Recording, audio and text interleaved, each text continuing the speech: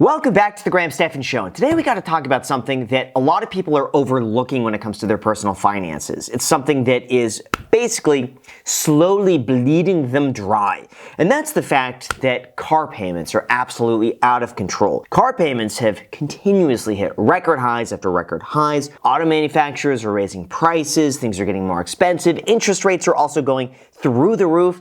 And that is adding to the amount of money and debt that Americans are spending on their automobiles. And to make matters worse, to lower the monthly payments, auto loans are basically turning into mini mortgages. You can get loans now for like 12 years to go and buy a car. A car, by the way, that you're probably only going to keep for 6 years. So essentially, all the money you spend is just interest lining the pockets of whoever's issuing these loans. And that's what brings me to this video here. Why is no one talking about America's wealth killer? As soon as you hit the like button and subscribe. So thanks so much for doing that, and now let's begin. Car payments are one of the true wealth killers of today that nobody wants to talk about. Over 100 million Americans have auto loans, many of whom are drowning in crazy amounts of debt with ridiculously high interest rates. Why? Because they thought that's what everybody does. It's a huge problem. It is a massive problem because it's not just the car payment. Car payments right now, I believe, have hit a recent record of like $750 to $850 a month. Like, you have to think, if you're going and renting a studio apartment, you're renting a bedroom in, the average city, it's probably about $1,000 a month. So your car payment's almost about the same price as it would cost to rent a bedroom and live with roommates in a city, which is crazy to think about. But it doesn't stop there. It's also insurance on top of that. The more expensive the car, the more expensive the insurance. Gas prices, that's going up too. What about repairs and maintenance? Well, thankfully, a lot of the new cars are throwing in packages for maintenance. They're getting a lot more reliable. But still, the cost adds up. And if your payment's $850, you're probably looking more like $1,200 a month with insurance and gas and everything else that goes along with it, which is insane, $1,200 a month, when you could buy a 15-year-old car these days for like $6,000 and call it a day. But we'll continue. They buy an expensive car because it feels good, so they can impress people, and that's what they saw their parents doing. I don't want that for you. It doesn't have to be this way. You can have a nice car, and you can build true wealth. Why does a car look like a Lamborghini on the left? I don't think you could have that nice of a car and still build true wealth, unless you're already wealthy to begin with. They should have chosen a Prius on the left. You know how most people buy a car? They literally look at the monthly payment from their neighborhood car dealer, Chet, to decide what they can afford, but this is a huge mistake. The dealership can literally make your monthly payment lower or higher simply by changing the terms of your loan. Yeah, that's a big thing too. If you go into the dealer and they know how much you can afford every month, you're screwed. So if you walk in and they say, hey, you know what? Don't focus on the overall price of the car. That's not important. What's really important is the monthly payment. So how much can you afford every month? You're like, $600 a month? Oh, well, perfect. We can put you on a $144-month term, 15% interest, and this Honda Civic that's 15 years old, there you go. Fits within your budget. It's crazy. They could do that. My honest advice when it comes to buying a car, it sounds awful, but it's the Dave Ramsey method. It's just buy the car that you could afford to pay outright in cash. That's the car that you should buy. The first car I ever bought was a 2005 Toyota Prius. I think it was like $7,500. I saved up the money working commissions as a real estate agent, and I got that car. And then after that, I ended up leasing a few cars, but the payments were like $200 and something a month, like $240 a month for a Prius. And I worked it out. Like, the tax advantages for leasing for me were better at the time. But beyond that, everything else, just buy the car that you could afford outright. And if you can't do that, get a car that you could pay off within like a year or two. You just want that payment to be gone. Get a good, reliable used car that's 7 to 10 years old, and just drive it until it doesn't run anymore. Who cares what you drive? It gets you from point A to point B, you're set. According to Cox Automotive, the average price of a new car is around $47,000 in 2024. That is just absurd, though, that the price of a new car is $47,000. First of all, anybody who's looking at buying a car should not be buying a new car. In my opinion, you should be making so much money that, you buy this outright in cash and you just expect to take a bath on this car. You expect to lose a ton of money. No one Very few people should ever buy a new car. It just, in most cases, it doesn't make sense.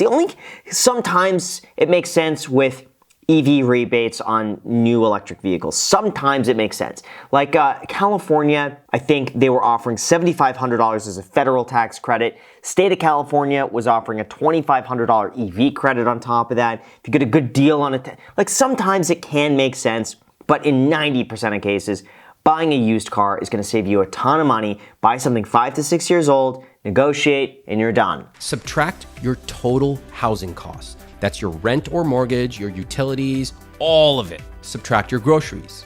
Subtract your subscriptions. What's left over is how much you can spend total on a car. Here's the thing though, it should be way less than that. Like I struggle to justify why anybody should be driving a car that's worth more than $15,000 to $20,000 if your goal is to save as much money as possible, invest as much money as possible, and live frugally.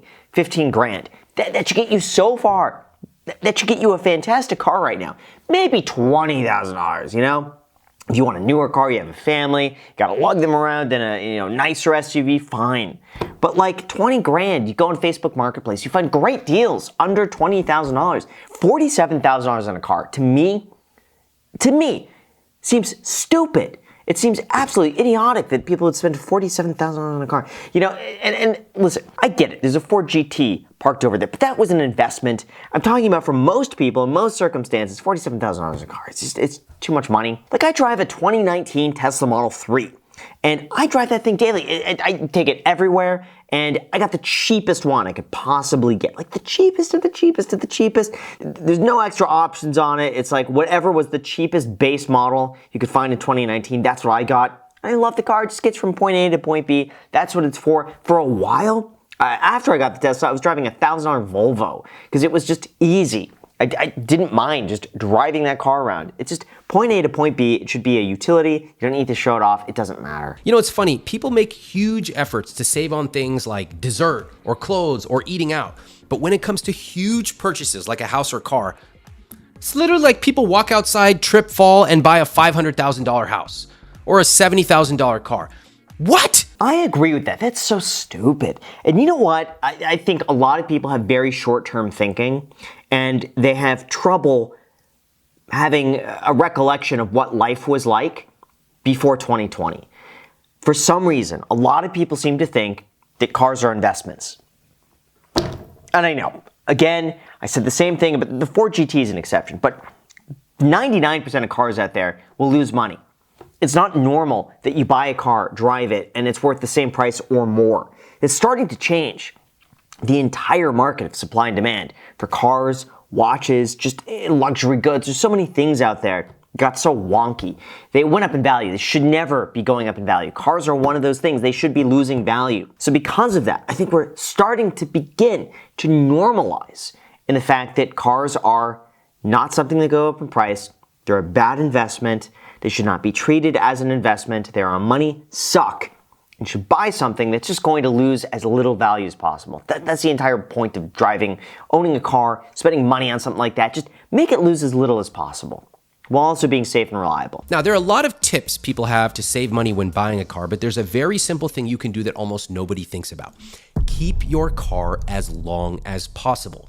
That is because your savings really happen once your car payments stop. I agree, and the other thing that needs to be considered is that after about 7 to 8 years, the depreciation kind of levels off a little bit. Like the first 5 years, you get the majority of that depreciation out of the way. 5 to 10 years, you get, maybe half of what originally dropped. And then after 10 years, things tend to really slow down and normalize. So it's possible to buy a 10-year-old car, drive it a few years, and sell it for like almost the same price you paid for it, depending on the mileage and condition and stuff like that. But it is possible. It's a lot more possible to do it with a 10-year-old car than a 2-year-old car. If you bought that new car today, then you decided you wanted a different car next year, you paid $47,244 to use that car for a year. But if you waited an extra year, the car's cost per year decreases to $23,622 per year. 3 years, $15,000 a year. 5 years, only $9,000 a year. Yeah, but that assumes you don't get any money back for the cost of the car, which, the $47,000 car after a year, probably get $35,000 for it. But still, I mean, it's still like $12,000. $1,000 a month that you spent just in depreciation, not counting interest, registration, sales taxes, like all these other things. So at that point, it's probably more like 20. But yeah, keeping the car as long as possible, in excess of probably 10 to 15 years, that's what most people should be doing. I recently saw one of the highest car payments I've ever seen while talking to a couple on this podcast. They spend $2,495 every month on their luxury cars. What? That is insane. Now, he said cars, luxury cars. So my guess they probably got a new Mercedes, new BMW, got that one each, and combined, they're spending $2,500 a month. That's insane. They're spending $3,700 on their mortgage and then $2,500 on cars. How do they not look at this and not realize there's a problem? It's like they see their house on fire and they're like, no, this is okay. This is totally fine. This is normal. We're good. It's not that bad. How do they not see this? This couple is drowning in debt, and the cost of their cars, a BMW and Mercedes, are definitely contributing to that mess. What'd I say? I literally said BMW Mercedes.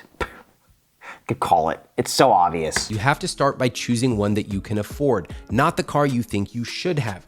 Most people do not do that. Read my lips. Most people do not do this. They literally go and buy the car that looks shiny. You know what's funny? I've noticed overall, and some people this doesn't apply to, but some of the really, really, really wealthy people that I've either had on the podcast or met in person or like done any sort of like business with, most of them are not flashy people at all. Like I met, when doing real estate back in like 2012, this guy who was worth a few $1 billion. And he had an amazing property on the top of Beverly Hills and overlooked the entire city. It was on like its own promontory. And this guy pulls up driving like a 10-year-old Audi A6. Wasn't even an S6. It was the Audi A6, really basic. The windows weren't even tinted. He didn't even have a custom license plate. The dude just rolls up in a car that blends in with everything else. You would have no idea this guy is worth like $3 billion. But there he is. Does not care about the car whatsoever. I also know someone who's worth a few $100 million. Again, drives like a 15-year-old Mercedes. It's just like a normal Mercedes, but it's like 15 years old, hasn't upgraded it, nothing custom about the car. It's an older car.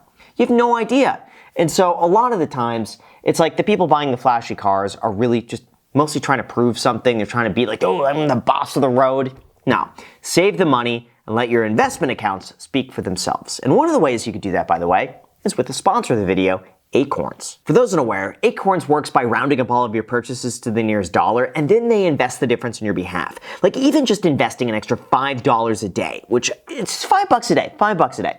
Over 50 years at, let's say you get an average of an 8% return in the stock market, that could be worth $1.2 million at the end of those 50 years, just for $5 a day. And to help get you started on that, Acorns is giving you a $20 bonus, really until the end of the month, when you sign up using the link down below in the description or at acorns.com/Graham. So if you have a spare 5 to 8 minutes, sign up at Acorns, get a $20 bonus, and every little amount adds up to something a lot bigger over time. So feel free to check that out, link down below in the description. And now let's get back to the video. Now, according to AAA, the average cost of owning and operating a new vehicle in 2023 increased significantly with an annual expense of $12,182 or a monthly cost of $1,015. That's a big increase, up from $894. That's so silly. Again, it's just the idea, I guess, for me of having like a $1,000 car payment. For me, it's just so silly. It just doesn't make sense. At $1,000 a month, I would honestly, I'd buy a used Prius. Like, I think you get great deals right now under $20,000. A used Prius, they're indestructible. They'll last you in excess of 200,000 miles. There's so many for sale. With 150 to 300,000 miles on them, they're still running. They do just fine. I see the Toyota Prius as like, this is such an affordable car to own. Yeah, it's not gonna be the coolest car, but who cares? You're saving money. That's what matters. Let me make something crystal clear. You should negotiate mercilessly. So many of you feel bad. Oh my gosh, Chet is so nice. Look at that picture of his daughter and the trophy. That's so cute. Chet doesn't have a daughter, okay? That's a stock photo he got from iStockPhoto.com. That trophy is fake. He bought it at Walmart. He has no kids. That would be insane. if car salesmen were like lying about their family, they put on a wedding ring, they have a picture of their kids and like, all the kids' medals and accomplishments behind them. And meanwhile, they're single and they run like the bachelor life. That would be, I bet it happens. I bet it happens. When I decided to buy at the end of December, when salespeople are desperate and their desperation is my salvation, I reached out to a bunch of dealers. How many? 5, 10, 15, something like that. I told them exactly what car I wanted. 4-door Honda Accord, very sensible LX V6. I love it. I remember it vividly.